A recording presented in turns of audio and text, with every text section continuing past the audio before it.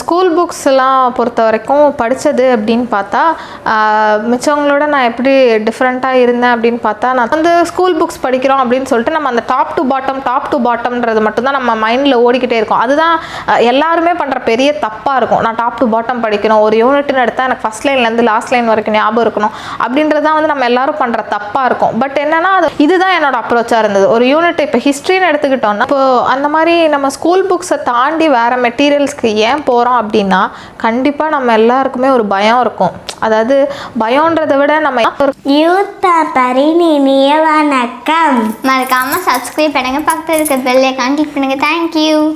எல்லாருக்கும் வணக்கம். என்னோட பேர் தாட்சாயினி. நான் இப்போ நடந்து முடிஞ்ச குரூப் 1 தேர்வில் மாநில அளவில் 5th ரேங்க் எடுத்து டெபுட்டி கலெக்டர் சர்வீஸ் சூஸ் பண்ணியிருக்கேன். என்னோட நேட்டிவ் சேலம். என்னோட அப்பா வந்து ரிட்டையர்டு SSI, அம்மா ஹோம் மேக்கர். அக்கா பேர் விஷ்ணுபிரியா. அவங்க 2019 டெபுட்டி கலெக்டர் சர்வீஸ் வாங்கியிருக்காங்க. எனக்கு அடுத்து ஒரு சிஸ்டர், அவங்க வந்து PhD இங்கிலீஷ் லிட்ரேச்சர் பண்ணுறாங்க. அண்ட் அதுக்கப்புறம் ஒரு தம்பி, அவன் வந்து ஐடியில் வேலை பார்த்துட்ருக்கான். ஸ்கூல் புக்ஸ்ன்னு ஸ்டார்ட் பண்ணும்போது நிறைய பேர் என்ன சொல்லுவாங்கன்னா, அப்போ ஸ்கூல் புக்ஸ் மட்டும் படித்தா போதுமா அப்படின்வாங்க. அதுக்கப்புறம் இன்னொரு விஷயம் என்னென்னா, நான் ஸ்கூல் புக்குன்னு எடுத்தால் டாப் டு பாட்டம் படிக்கணுமா அப்படின்ற கொஸ்டின்ஸ் இருக்கும்.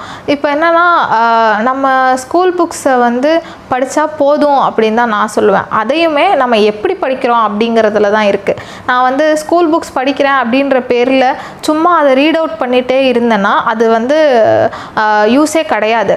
ஏன்னா இப்போது இது ஒரு எக்ஸாமு. இந்த எக்ஸாமில் அவங்க எப்படி கேட்குறாங்க அப்படின்றத தெரிஞ்சுக்கிறதுக்கு நமக்கு ஹெல்ப் பண்ணுறது வந்து ப்ரீவியஸ் இயர் கொஸ்டின் பேப்பர்ஸ் எல்லாம் பார்க்கும்போது நமக்கு என்ன தோணும்னா, அடுத்து புக்கை படிக்கும்போது நமக்கு தோணும், ஓ அப்போ இந்த ஆங்கிள்லேருந்து கொஸ்டின் கேட்கலாம், இந்த யூனிட்டில் இது வந்து இம்பார்ட்டண்ட்டாக நமக்கு தெரியுது அப்படின்றதெல்லாம் நமக்கு போக போக தெரிய வரணும். ஃபஸ்ட்டு டைம் படிக்கும்போது அது யாருக்குமே தெரியாது. நான் ஒரு லெசனை ஃபஸ்ட்டு டைம் படிக்கிறேன் அப்படின்னா எனக்கு தெரியாது. இதே 2வது வாட்டி 3வது வாட்டி படிக்கிறேன் அப்படின்னும் போது அப்போ வந்து இதெல்லாம் இம்பார்ட்டண்ட்டு அப்படின்றது வந்து நமக்காக தெரிய வரும். அது எப்போ தெரிய வரும் அப்படின்னா, ப்ரீவியஸ் இயர் கொஸ்டின் பேப்பர்ஸ் எல்லாம் நம்ம பழகும்போது, இல்லை வந்து இந்த எக்ஸாமுக்கு இதை தான் கேட்குறாங்க அப்படின்னு தெரிய வரும்போது நமக்கு அது எல்லாமே பழகிடும்.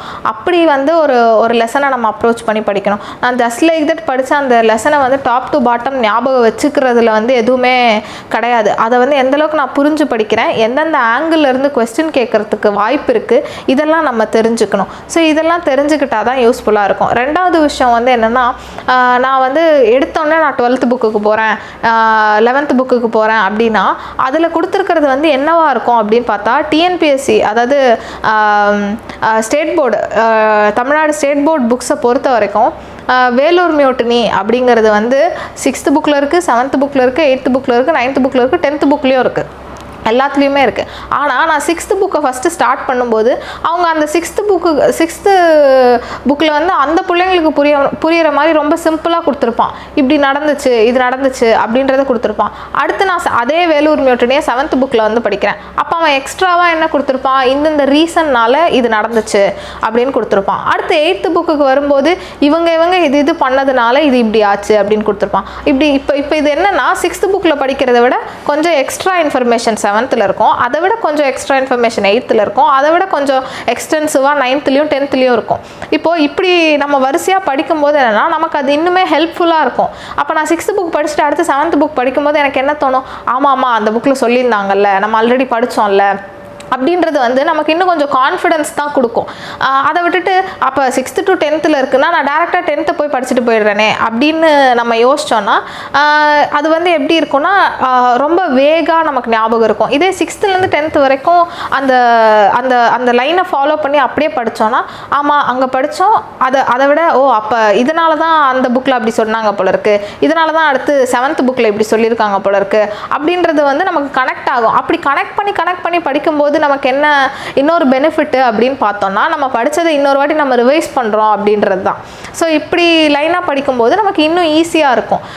இந்த மாதிரியான ஆங்கிள்லேருந்து தான் ஸ்கூல் புக் அப்ரோச் பண்ணோம். நான் வந்து ஸ்கூல் புக் படிக்கிறேன் அப்படின்ற பேரில் நான் வந்து ஜஸ்ட் லைக் தட் நம்ம ரீட் அவுட் மட்டும் பண்ணிகிட்டே இருக்கேன் அந்த லெசனை அப்படின்னா அது யூஸ் கிடையாது. என்னென்ன ஆங்கிள்லேருந்து கொஸ்டின் கேட்பாங்க, இல்லை வந்து இந்த யூனிட்டில் வந்து இது இம்பார்ட்டண்ட்டாக தெரியுது இல்லை வந்து இந்த புக்குக்கும் கம்பேர் பண்ணும்போது நமக்கு ஒரு எக்ஸ்ட்ரா இன்ஃபர்மேஷன் தெரிஞ்சிருக்கு, இந்த மாதிரி நினச்சி நம்ம படித்தோம்னா நமக்கு படிக்கிறது இன்னும் கொஞ்சம் ஈஸியாக இருக்கும். இப்போ ஸ்கூல் புக் விஷயத்தில் ஆரம்பத்தில் நான் எப்படி இருந்தேன் அப்படின்னு பார்த்தா, அந்த ஒரு லெசனை எடுத்துக்கிட்டோன்னா அந்த லெசனில் ஃபஸ்ட் லைன்லேருந்து லாஸ்ட் லைன் வரைக்கும் படிப்பேன். லாஸ்ட் லைன் வரைக்கும் படிச்சுட்டு என்ன பண்ணுவேன்னா திரும்ப அகைன் ஃபஸ்ட் லைன்லேருந்து லாஸ்ட் லைன் வரைக்கும் நோட்ஸ் எடுப்பேன்.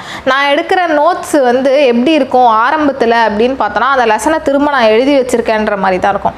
பட் ஆனால் போக போக எனக்கு எப்படி இருந்துச்சு அப்படின்னு பார்த்தா, அப்போது இது தேவை இது தேவையில்லை அப்படின்றது எனக்கு தெரிஞ்சுது. தேவையில்லைன்னு நான் எதை சொல்கிறேன் அப்படின்னு பார்த்தா, இப்போ வந்து இந்த மாதிரி ஒரு ஈவெண்ட் நடந்தது அப்படின்னு அவங்க கொடுத்துருக்காங்கன்னா இந்த 2 ஈவெண்ட்டுக்கையும் கனெக்ட் பண்ணுற விஷயம் வந்து எனக்கு அந்தளவுக்கு தேவை கிடையாது. ஆனால் இந்த மாதிரி ஒரு ஈவெண்ட் நடந்துச்சுன்றது எனக்கு தெரிஞ்சிருக்கணும், அந்த ஈவெண்ட்னா என்ன அப்படிங்கிறது தெரிஞ்சிருக்கணும். ஸோ நான் அந்த மாதிரி இது பண்ணேன். அப்போ அந்த கனெக்ட் பண்ணுற ஃபேக்டர் வந்து நமக்கு ஒரு கதை மாதிரி ஆல்ரெடி ஞாபகத்தில் இருக்கிறதையே அகைன் நான் திரும்ப நோட்ஸ்லேயும் எழுதிட்டு இருந்தேன்னா அந்த நோட்ஸை நான் திரும்ப படிக்கும்போது எனக்கு பயம் தான் வரும். அதே லெசனை அப்படியே தூக்கி நான் நோட்ஸில் எழுதி வச்சுருக்கேன் அப்படின்ற மாதிரி இருக்கும். ஆனால் நோட் மேக்கிங்லேயும் வந்து நம்ம என்ன பண்ணோம்னா அப்படியே அந்த லெசனை படித்து அப்படியே எழுதக்கூடாது. நமக்கு வந்து அதை ஒரு கதை மாதிரி ஞாபகம் வச்சுட்டு அந்த கதையில் அந்த கனெக்டிங் ஃபேக்டர்ஸ் எல்லாம் நமக்கு ஞாபகம் இருக்கணும். அதுக்கப்புறம் நான் என்னென்ன ஈவெண்ட்டோ மேஜராக இருக்கோ அதை மட்டும் நான் வந்து நோட் பண்ணணும் அப்படின்றது இருந்துச்சு. இதெல்லாமே எனக்கு வந்து போக போக தெரிஞ்சது தான். ஏன்னா நம்ம வந்து ஸ்கூல் புக்ஸ் படிக்கிறோம் அப்படின்னு சொல்லிட்டு நம்ம அந்த டாப் டு பாட்டம்ன்றது மட்டும்தான் நம்ம மைண்டில் ஓடிக்கிட்டே இருக்கும். அதுதான் எல்லாருமே பண்ணுற பெரிய தப்பாக இருக்கும். நான் டாப் டு பாட்டம் படிக்கணும், ஒரு யூனிட்னு எடுத்தால் எனக்கு ஃபஸ்ட் லைன்லேருந்து லாஸ்ட் லைன் வரைக்கும் ஞாபகம் இருக்கணும் அப்படின்றது தான் வந்து நம்ம எல்லாரும் பண்ணுற தப்பாக இருக்கும். பட் என்னென்னா அது ஒரு கதை மாதிரி ஞாபகம் வச்சுட்டு அந்த ஃப்ளோ நமக்கு ஞாபகம் இருக்கணும், என்னென்ன ஈவெண்ட் நடந்துச்சுன்றது எனக்கு ஞாபகம் இருக்கணும். இதுதான் என்னோட அப்ரோச்சாக இருந்தது. ஒரு யூனிட் இப்போ ஹிஸ்ட்ரின்னு எடுத்துக்கிட்டோன்னா INM அப்படின்னு எடுத்துக்கிட்டோன்னா 1930 40 வரைக்கும் என்னென்ன நடந்ததுன்றது எனக்கு கதை மாதிரி ஞாபகம் இருக்கணும். அது அப்படியே ஒரு ஃப்ளோவாக இருக்கணும் அப்படின்றது தான் நான் நினச்சேன். ஸோ அந்த மாதிரி நோட் மேக்கிங் பண்ணும்போது இன்னும் ஈஸியாக இருக்கும். எனக்கு முழுமையாக நான் படிக்கணும் அப்படின்ற பேரில் டைம் வேஸ்ட் பண்ணக்கூடாது. ஒரு ஆஸ்பிரண்ட் ஸ்கூல் புக் படிக்கிறதுக்குன்னா ஸ்கூல் பையன் படிக்கிறதுக்கு என்ன வித்தியாசம் வந்து?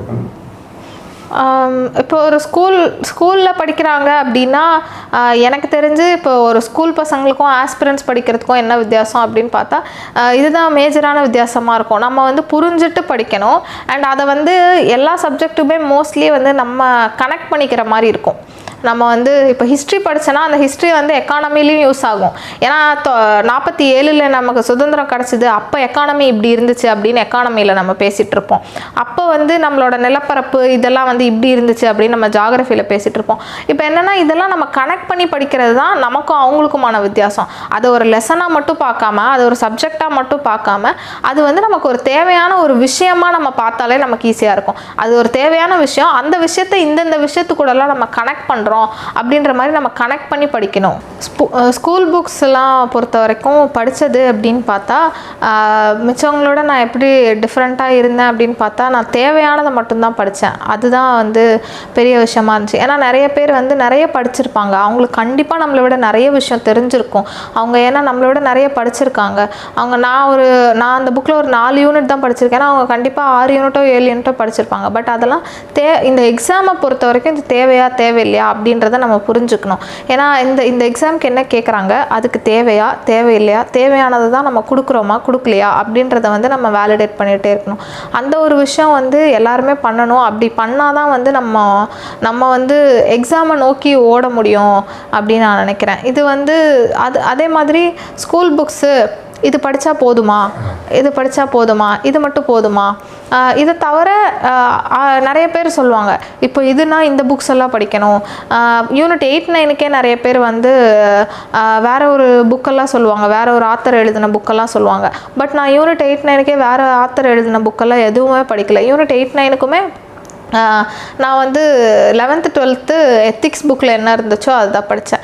11th 12th புக்ஸை படித்து அதிலேருந்து நோட்ஸ் எடுத்து அதை நான் ரிவைஸ் பண்ணேன். அதுவே போதுமானதாக இருந்தது. என்னென்னா நம்ம அந்த மாதிரி நிறைய டிஸ்ட்ராக்ஷன்ஸ் வரும், அதெல்லாமே டிஸ்ட்ராக்ஷன்ஸாக தான் பார்க்கணும். அவங்க வந்து இது படிக்கணும், இந்த யூனிட்னால் இது படிக்கணும், இல்லை இது படித்தாதான் நம்மளால் வந்து எழுத முடியும் அப்படின்லாம் நிறைய சொல்லுவாங்க. பட் அப்படி கிடையாது. ஸ்கூல் புக்ஸில் வந்து சொல்லப்போனால் போதுமான அளவு இந்த எக்ஸாமை கிராக் பண்ணுற அளவுக்கு நமக்கு எல்லாமே இருக்குது. நம்ம பண்ண வேண்டிய ஒரே ஒரு விஷயம் என்னென்னா அதை ஸ்ட்ராங்காகவும் தெளிவாகவும் படிக்கிறது மட்டும்தான். ஸோ அந்தளவுக்கு நம்ம தெளிவாக படிச்சிருந்தோம்னாலே நமக்கு ஸ்கூல் புக்ஸை விட ஒரு பெரிய சோர்ஸ் வந்து எதுவுமே இருக்காது அப்படின்னு தான் நான் சொல்லுவேன்.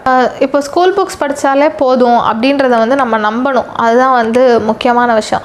நான் எந்த பாயிண்டில் வந்து நம்ப ஆரம்பித்தேன் அப்படின்னு பார்த்தா, சுற்றி நிறைய சோர்ஸ் வரும். நிறைய பேர் இப்போ நம்ம ஆன்லைனில் இருக்கோம், நிறைய ஆன்லைன் பிளாட்ஃபார்ம்ஸில் வந்து இதுக்கான மெட்டீரியல், ஹிஸ்ட்ரிக்கான மெட்டீரியல், ஐஎன்எம்கான மெட்டீரியல், பாலிட்டிக்கான மெட்டீரியல் நிறைய நம்ம கண்ணில் பட்டுக்கிட்டே தான் இருக்கும். ஏன்னா நம்ம இந்த ஆஸ்பிரன்ஸாக இருக்கோம், இதுக்குள்ளே இருக்கோம், இந்த சர்க்கிள்குள்ளே இருக்கோம்னா கண்டிப்பாக நமக்கு வந்துக்கிட்டே இருக்கும். யூனிட் 8, 9க்கெல்லாமும் கூட அவ்வளோ மெட்டீரியல்ஸ் வந்து சர்ஃபேஸ் ஆகிட்டே தான் இருந்தது. இது படிக்கலாம், இந்த மெட்டீரியல் எல்லாமே கவர் ஆகிருக்கு அப்படிலாம் வரும்போது அதையெல்லாம் நான் வந்து எடுத்து பார்த்தேன். எனக்கும் ஃபஸ்ட்டு அந்த டிஸ்ட்ராக்ஷன்ஸ் எல்லாம் இருந்துச்சு. அப்போ இது பத்தாதோ அப்படின்ற மாதிரி எடுத்து பார்க்கும்போது என்னென்னா, இதோ ஸ்கூல் புக்ஸில் என்ன இருந்துச்சோ அதோட மாடிஃபைடு வெர்ஷனாக தான் அவங்களோடது எல்லாமே இருந்துச்சு. அப்போ நான் என்ன யோசித்தேன், அப்போ நான் டேரெக்டான சோர்ஸ் வந்து ஸ்கூல் புக் தான் அப்படின்னா நான் இதையே படிச்சுட்டு போயிடுறேனே அப்படின்றது தான் நம்பி தான் நான் அதுக்கப்புறம் அப்போ எனக்கு ஸ்கூல் புக்ஸே போதுமானது அப்படின்றத இது பண்ணேன். இந்த இடத்துல தான் அந்த கிராஸ் செக் பண்ணுறது, இல்லை வந்து நமக்கு சுற்றி அவ்வளோ மெட்டீரியல்ஸ் வந்து இருந்தாலுமே எனக்கு இது போதும், நான் இது படித்தா என்னால் இது சொல்லப்போனால் இதில் இருக்கிறதே தான் அதுலேயும் இருக்கும், இந்த மெட்டீரியல் இருக்கிறதே தான் அதுலேயும் இருக்கும். அப்படி இருக்கும்போது நம்ம வந்து ஒரு வேலைக்கு 2 வேலையாக உட்காந்து அதவே படிச்சுட்டு இருக்கிறத விட நான் ப்ராப்பராக ஒரு சோர்ஸ் எடுத்து அந்த சோர்ஸை வந்து தெளிவாக படிச்சுக்கிறேன் அப்படின்னு நான் அந்த இடத்துல தான் ஃபிக்ஸ் பண்ணேன். அப்போ நமக்கு வந்து ஸ்கூல் புக்ஸே போதுமானது, இந்த சோர்ஸே போதுமானது அப்படின்றது நான் அந்த இடத்துல தான் ஃபிக்ஸ் பண்ணேன். அப்படி ஃபிக்ஸ் பண்ணி அதுக்கப்புறம் நம்பி அந்த ப்ராசஸில் ஸ்கூல் புக்ஸ் படிக்கிற ப்ராசஸில் இறங்கினது தான். இப்போது அந்த மாதிரி நம்ம ஸ்கூல் புக்ஸை தாண்டி வேறு மெட்டீரியல்ஸ்க்கு ஏன் போகிறோம் அப்படின்னா, கண்டிப்பாக நம்ம எல்லாருக்குமே ஒரு பயம் இருக்கும். அதாவது பயம்ன்றதை விட நம்ம எல்லாரோட ஆம்பிஷனும் ஒன்று தான். இந்த எக்ஸாமை நான் கிளியர் பண்ணுன்றது தான் நம்ம எல்லாரோட ஆம்பிஷன்.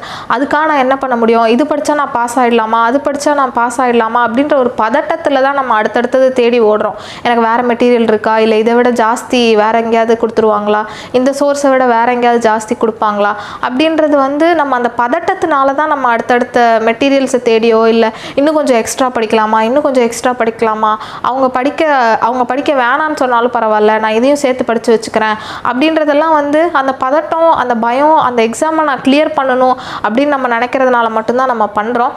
ஆனால் அதெல்லாம் வந்து பயம், பதட்டம் இதெல்லாம் தள்ளி வச்சுட்டு ஒரு எக்ஸாமை நோக்கி நான் ஓடுறேன், அந்த எக்ஸாம் என்ன கேட்குதோ அதை மட்டும் நான் படிக்கிறேன் அப்படின்றத நம்ம ஃபிக்ஸ் பண்ணிட்டோன்னா இன்னும் கொஞ்சம் ஈஸியாக இருக்கும் அப்படின்றது தான் இந்த ஸ்கூல் புக்ஸுன்ற வழி. நம்ம மிச்சம் எல்லாத்தையும் தள்ளி வச்சுட்டு, மிச்சம் எல்லாத்தையும் வந்து எந்தளவுக்கு வந்து தள்ளி வைக்கணுமோ அந்தளவுக்கு தள்ளி வச்சுட்டு, நான் எனக்கு மெயின் சோர்ஸாக எது இருக்கோ அது ஸ்கூல் புக்ஸு அப்படின்னும் போது நான் அதை மட்டும் படிக்கிறேன் அப்படின்றது வந்து ஒரு நல்ல ஐடியாவாக இருக்கும். நமக்கு அந்த பயம், பதட்டம் அப்படின்றது தான் வந்து நமக்கு அடுத்தடுத்த மெட்டீரியலை தேடியோ, இல்லை வந்து ஒரு 10 மெட்டீரியல் நம்ம தேடி வச்சுருப்போம், 10 மெட்டீரியல் நம்ம பார்த்து வச்சுருப்போம் ஹிஸ்ட்ரிக்கு மட்டும். பட் அதெல்லாம் தள்ளி வச்சுட்டு எனக்கு எது தேவை, எது தேவையில்லை, எனக்கு ஸ்கூல் புக்ஸ் தேவை, இதை நான் படிக்கிறேன், இதை நீங்கள் ஸ்கூல் புக்ஸை படித்து முடிச்சுட்டு ஆக்சுவலாக போய் இன்னொரு மெட்டீரியலை பார்த்தீங்கன்னா உங்களுக்கு தெரியும் அதில் இருக்கிறதே தானே இதுலேயும் இருக்குது அப்படின்றது உங்களுக்கு புரியும். அப்படி புரிய வரும்போது கண்டிப்பாக நம்மளே நம்புவோம், இது கரெக்டான வழி தான், நம்ம கரெக்டாக தான் போய்கிட்டு இருக்கோம் அப்படின்றத நம்ம நம்புவோம்.